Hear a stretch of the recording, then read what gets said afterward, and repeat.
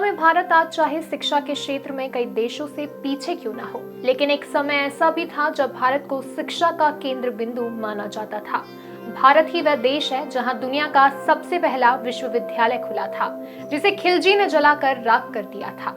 नमस्कार, आपके साथ मैं सान्या और आप देख रहे हैं हमारा खास कार्यक्रम धरोहर, जिसमें आज हम बात करेंगे नालंदा विश्वविद्यालय के इतिहास के बारे में।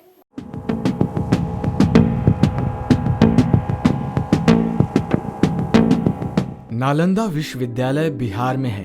इसकी स्थापना 5वीं शताब्दी में की गई थी। बिहार के इस विश्वविद्यालय में 8वीं से लेकर 12वीं शताब्दी तक पूरी दुनिया के छात्र पढ़ाई करने आते थे। उस समय करीब 10,000 छात्र यहाँ पढ़ते थे।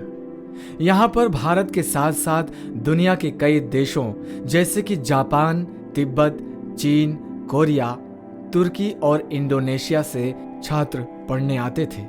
शिक्षा का केंद्र माने जाने वाले इस विश्वविद्यालय में 300 कमरे और 9 मंजिला एक विशाल पुस्तकालय था। एक समय था जब नालंदा विश्वविद्यालय में दाखिला पाना बहुत बड़ी बात माना जाता था।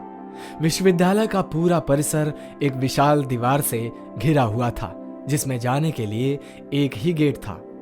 उत्तर से दक्षिण की ओर मठों की कतार थी और उनके सामने अनेक भव्य स्तूप और मंदिर थे। नालंदा विश्वविद्यालय की दीवारें इतनी चौड़ी हैं कि इनके ऊपर ट्रक भी चलाया जा सकता है।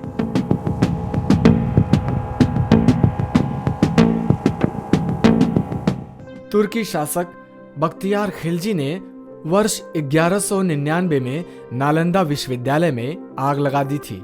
इस आग लगवाने के पीछे एक कहानी जुड़ी हुई है। कहा जाता है कि एक बार बख्तियार खिलजी बहुत बीमार पड़ गए। उनके हकीमों ने बख्तियार का काफी इलाज किया, लेकिन हकीमों के उपचार से खिलजी की तबीयत में कोई सुधार नहीं हो रहा था। तब बख्तियार खिलजी को नालंदा विश्वविद्यालय के प्रमुख आचार्य से उपचार करवाने की सलाह दी गई, जिसके बाद आचार्य राहुल को बुलाया गया और इलाज से पहले शर्त लगा दी गई कि तुर्की शासक किसी भी हिंदुस्तानी दवाई का सेवन नहीं करेंगे। उसके बाद आचार्य से कहा गया कि अगर खिलजी ठीक नहीं हुआ तो आचार्य की हत्या करवा दी जाएगी।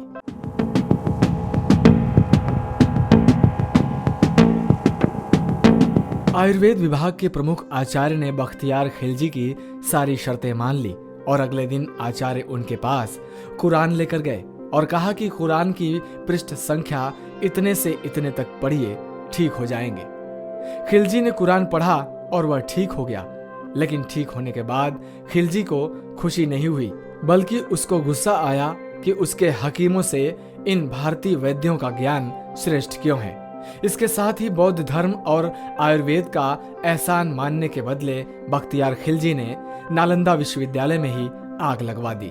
नालंदा विश्वविद्यालय में इतनी पुस्तकें थीं कि वह आग लगने के बाद करीब 3 महीने तक जलती रहीं।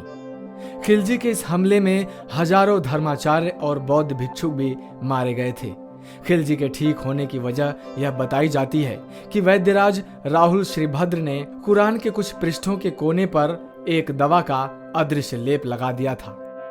ये थी नालंदा विश्वविद्यालय के इतिहास के बारे में रोचक जानकारी। इस तरह की और ऐतिहासिक जानकारी पाने के लिए आप देखते रहिए हमारा खास कार्यक्रम धरोहर।